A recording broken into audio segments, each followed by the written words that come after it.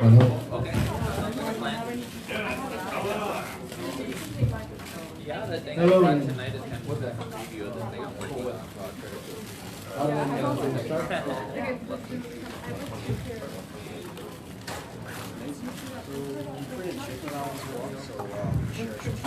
Yeah. And then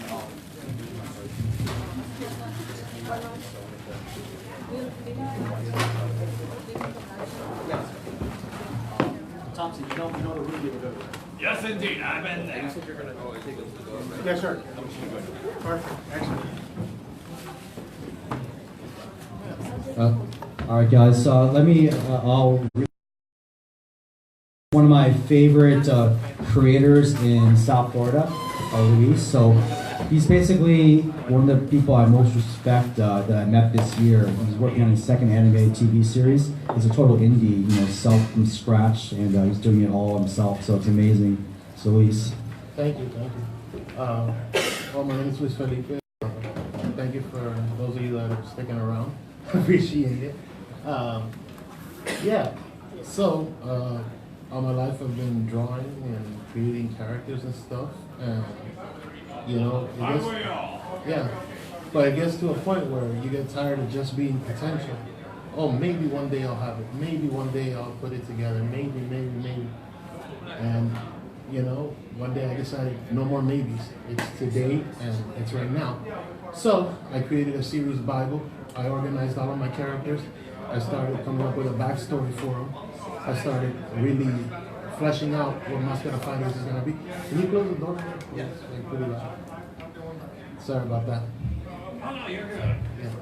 So I started fleshing out the characters, giving them storylines, because obviously you can't just have a cool looking character or it doesn't mean anything. You want a character that's cool looking that doesn't have any story, play a fighting game. Most, at least back in the day when I started creating this stuff.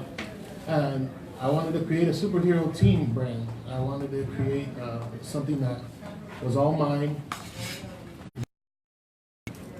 and it had a way about it that only I can express. The stories that only I could tell. And so I did. I created Mascara Fighters. And this is just the mascarafighters.com, as you can see there. Some of the things I've created for it is the homepage, obviously, but I've also created animated shorts, which is one of the things I'm super proud of, because creating animated shorts can be a nightmare sometimes. It could be crazy. You're rendering files, you're trying to scan a drawing, you're trying to get things to work, you're trying to get audio to link up, but eventually you finish and you cross that finish line. That being said, the animated shorts brand inside of Mascara Fighters, it's an anthology series, so I can jump around. I don't have to be telling a single linear storyline. It's not like this is Mascara Fighters episode 1, episode 2, episode 3, and so forth. Here I can jump around and do like a stop animation, then I can make an art piece short. I can do a 3D modeling, which is, you've seen some of the 3D ones. This is actually the core of how the series grows, because the series grows by adding more to it. You always want to jump up and do bigger and better than you were before. Originally, I started 2D, then I moved on to 3D. I added Photoshop and all of these colors and all of these things to make it more vibrant, but I also try to tell stories in these animated shorts. Beyond the animated shorts, I also started a vlog series, sort of journaling how Mascara Fighters is going to grow, how Mascara Fighters is going to keep evolving, because if you do something and you really put your heart into it, and you want to keep growing the brand, people want to follow you. Okay, what happened with Mascara Fighters today? Or even if you don't have a TV series or a TV deal or what have you, you want to keep following the journal. So I had that. Also, I started creating posters. I have 11 different poster waves that I've been releasing summer, spring, fall, and so forth. And I've been doing that for about 4 years now, for a little more than 4.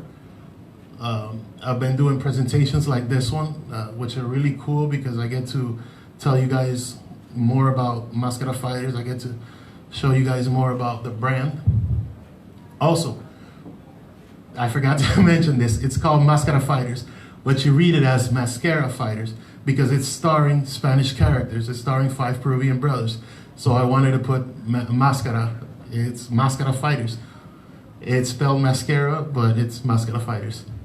And I started making mask series as well. I have different masks. Mascara means mask in Spanish, so you start creating these different masks.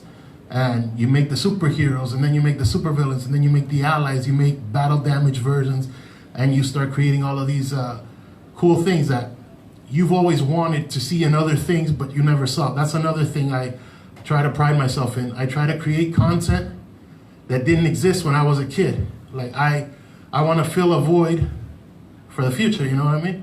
Because when I was a kid, there wasn't the creation of Batman. Batman existed. Batman is like from the 40s or something like that, 39, 40. But Bob Kane, there was no vlog to follow the journey to reach, what Batman became, Spider-Man. There was no, progression. All of the stuff that has been said about Stan Lee, which is a great guy, and all of the things he's created. Since there wasn't, I figure, create your own. If they didn't do it, why shouldn't I? We live in the 21st century. We should take advantage of this technology. We have cameras on our phones. We have video recorders on our phones. We have voice recorders on our phone. You can do a million things off your phone. You run social media. You check all of your platforms. You do all of these things. And so, like I said, I wanted to fill that void. Another void I wanted to fill, I didn't see any good representation for Hispanic characters. I'm Peruvian, and Mascara Fighters are 5 Peruvian brothers. Now, I didn't see another team of 5 Peruvian brothers that looked cool, that had superpowers, that did all of this. So I created them. I wanted them to fit in. If you're on social media or whatever, you can pull up the page. I'm doing it, but I try to create the content to be very mainstream. When you see my stuff, it should stand next to X-Men. It should stand next to Spider-Man. It shouldn't stand next to Power Rangers and Ninja Turtles and Transformers, because I want it to be there. I want it to be a mainstream brand. If you're gonna create something and you're gonna kill yourself so much, why are you gonna keep it an underground comic or an indie comic? No, if you wanna go big, go big, Another thing that I've done to kind of keep growing the brand, 1 second. Can I get a little water? Yeah. Sorry, just 1 second. But one of the things that I also started doing to, establish the brand is I started doing events. I started creating events. I started going to events. I started giving people my posters, giving people my masks, having them take pictures with it, having them interact with the content, which is what you want. You want people to live in your universe. My universe is called the Mascara universe. And in there, the Mascara Fighters live in Maximo City and so forth and so forth. But all of my characters, all of my brands go to Mascara universe. Sort of like Marvel Comics is the home to Spider-Man and X-Men and Hulk and what have you. And yeah, that was a really important thing that I did too, creating the Mascara universe. We have filtered water in that room. Moving forward, I wanted to really reach social media, so I started creating pages for it. Not only did I get the copyright for it, because that's the first thing you gotta do. You gotta get your copyright, you gotta get your legals, you gotta get your trademark, you gotta get your website, because that is, trust me, people are gonna see your stuff, and then the first thing they're gonna do is wanna, but you gotta stand on your own. You gotta try to be better than that. Because if you believe in something strong enough, why wouldn't you? You know what I mean? So I noticed in your Instagram, on your headline, you have a copyright Yeah. for your bio. Yeah. Is that necessary, or why did you? It's pretty. Because it's sort of an acknowledgement of the time that the series has also been growing. Because, okay, I launched it in 2014. I had to stop for 2 years for, for health reasons for my father, but I came back and the series isn't gone. It's still alive. It's very much there, and I'm not gonna shy away from the journey that the series has. And also, Mascara Fighters has been mine. MascaraFighters.com has been mine since 2013, but I launched it in 2014. So that's basically why I put that there. It's just a good reminder of sort of the timeline of Mascara Fighters, where it's going. Besides doing events, I started also traveling. You always want to do more than you did yesterday, you know what I mean? Like, you always want to one-up yourself. Well, at least I do anyways. I try to do one better than I did yesterday, and tomorrow I'll do better than I did today. So I started going to California. I started talking to more studios. I started talking to more people. I started reaching out, and this has been actually really cool. I've been able to get interactions and plugs and video shout outs for Mascara Fighters from celebrities, which people don't have to do. Remember that as well. When you're creating and you're growing your brands, people don't have to do anything for you. So you have to give them as much love as you want to receive. So these were people nice enough.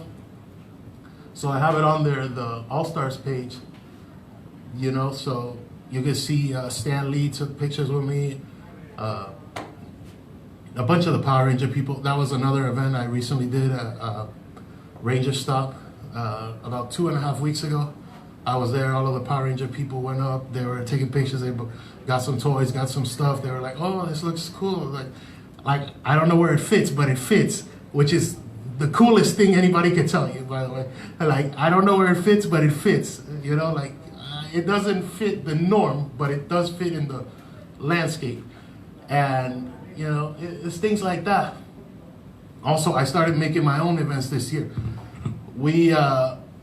You were at one of my movie premieres, my animated shorts premieres, and that's amazing because you're gonna, like, if you're creating content and stuff, you're gonna be pitching to other people's stuff.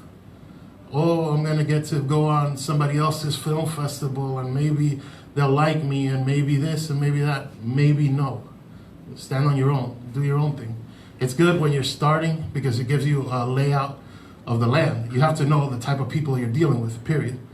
In any business. I recommend that for you guys, by the way. For any business you go to, check out the industries, check out what it is. You have to know how to move around these people. And, things like that. I was really, really blessed. About 2 months ago, I was in California for PowerCon, the big He-Man convention. I don't know if you guys have heard of it, the Masters of the Universe. Well, Kevin Smith was there, and Kevin Smith was nice enough to take pictures with me. He gave me a shout out on Twitter. I also met up with Pixel Dan. He does a lot of the toy reviews. If you guys go on YouTube and stuff like that, any Power Rangers or Ninja Turtles or any basic popular superhero toys, he reviews them. And he put me on his thing. He grabbed some of my toys, which is my next point. I decided to create toys. I'm also a very impatient man. I'm not gonna wait for the world to come to me.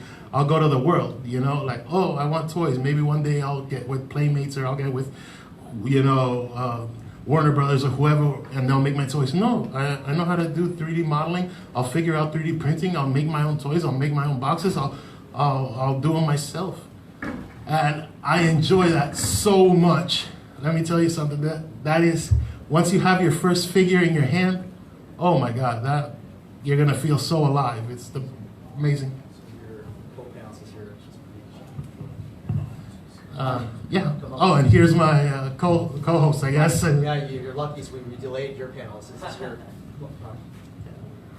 Here's Ronnie. Oh, sorry, it's wrong person. Sorry. Oh, man. Never mind. False alarm. Yeah. I thought we were gonna edit that after. That's in the bloopers, I guess. But, I mean, if that was me, I would have just gone off. Yeah. oh yeah. I swear to God. Yeah. We're talking about like zoology. Yeah, I'll talk about it. Oh yeah, sure. Yeah. Well, getting back to it, I created all of these things for it, and I enjoy them. Yes, it takes up a lot of time. You have to put up massive commitment. But if you care about something, you do that. If you care about something, you're gonna make the movie posters. You're gonna design the movie posters. You're gonna be up at 3 a.m. designing, drawing, trying to get the colors to look exactly the same because red doesn't look like that red for whatever reason, you know? Or you wanna be insane and try to get into 3D. And 2D red and 3D red are completely different reds. And then if you have a blend red or a metallic red, that's a completely different color. It's a completely different number because, you know, colors are in numbers and computers and stuff like that. And yeah, I basically did that. I've gotten a pretty decent following going for Mascara fighters. And last month I actually started and launched my second animated series, which is called the Diamond series. And Diamond series I am super proud of because I get to be more mature with that one as far as tones and content-wise. Mascara fighters, everything I've done, it's very much a PG, it's very much the whole world can watch. Yeah, you can mute it if you want. You can just like scroll the page if you want, yeah. These are some of the things that are coming up for Mascara fighters. Making more masks, Mascara fighters themselves, more characters. You can stop on that one right there, that's good. The 3D one, yeah. Yeah, that is a new look of Mascara Blue. That's a brick version that I'm doing. This is sort of a square version. A lot of people have these like squarish looking things, and I wanted to incorporate that into the look of Mascara fighters. This isn't done, obviously, but this is a production shot. I like also proving my work. I pride myself on proving my work. So that's gonna be part of Animated Short 50. That's gonna be in all 3D. And as you can see there, there's a smoother version. There's other stuff for it. So what program do you use for this? I use Maya, Photoshop, and my hand because I can draw. Oh, that's cool. So you hand draw and then you do a Wacom tablet to put it into Maya, or? No, I just use a regular mouse. Oh, okay. Yeah. Cool. Yeah. So can you talk about your, I know you're super passionate and you've gone through a lot to get to where you are now, but maybe go into your history, your education, how you got to this point. Okay, well, education-wise, I graduated high school. Then I was gonna go into medicine, actually, but my grandparents passed away, and I realized that life's too short to be doing something you don't truly love. So I decided to shift gears hard and do what my passion is, and I went to Miami-Dade for computer animation. I was like, no, I'm a cartoonist. I've been a cartoonist since I was a kid. I'm that kid that used to get into trouble in math class for drawing Ninja Turtles and like, oh, what's the value of X? I don't know, I'm drawing the shredder, leave me alone. You know what I mean? I was that kid. That was more important because when you're an artist, and a creator, you create. It's just that simple. So I got the associates in computer animation, but I didn't think it was enough.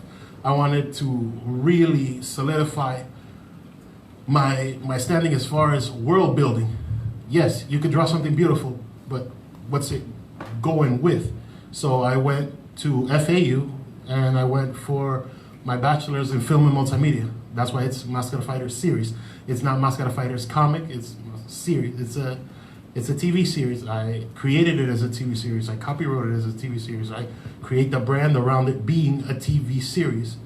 If one day I get picked up by some label or whatever, that'd be great. And if it doesn't, I don't need them. I'm Luis Felipe Dulanto. I can create it myself. You know what I mean? And I know it sounds very arrogant, and I apologize if it does, but you know, I'm a wrestling fan, so we have a little bit of that in us anyway. But yeah. And you're also, you and your family, like, I was shocked, but it was amazing. When I came to one of your premieres, you and your brothers were all singing. Yeah, really also, good, too. Thank you. I'm also a musician, so that's part of being an artist. You create something. That's awesome too, by the way. Writing music. That I've been doing music since I was like 12. So I'm not a musical prodigy, but I know pretty well what I'm doing musically speaking.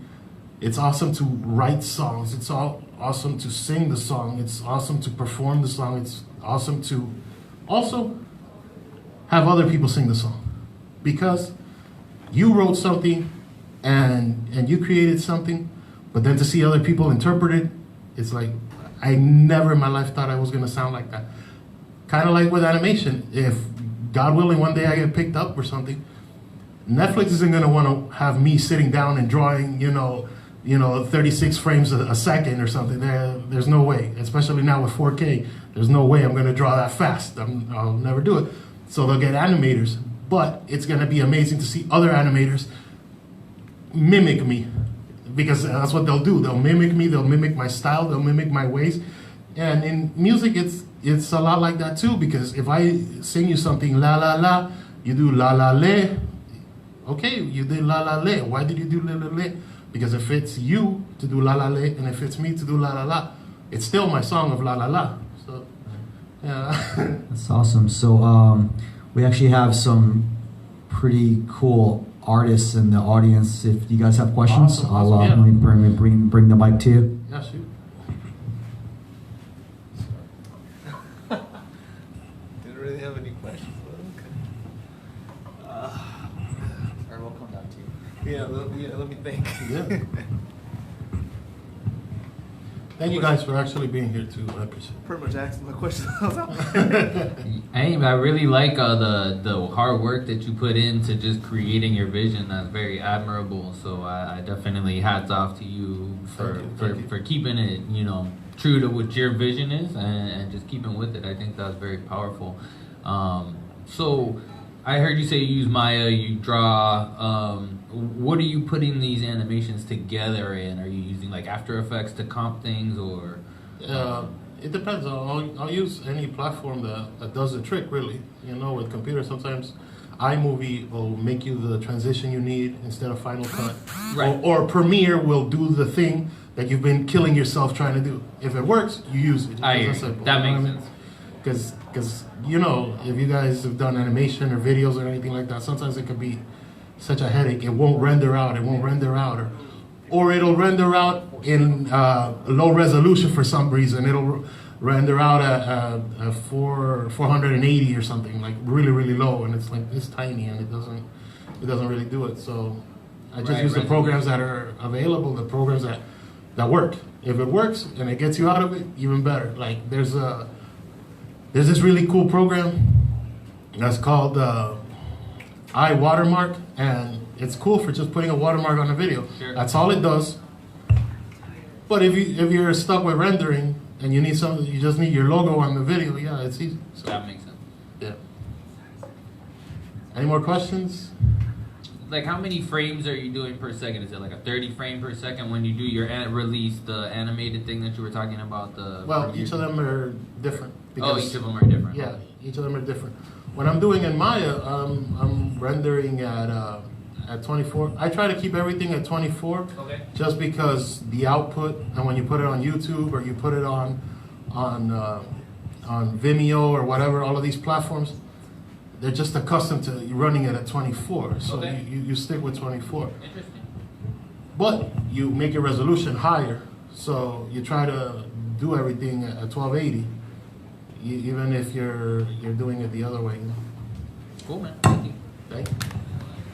Any more questions? Awesome. Thank you guys for being here. Give yourselves a round of applause. And thanks. Good night.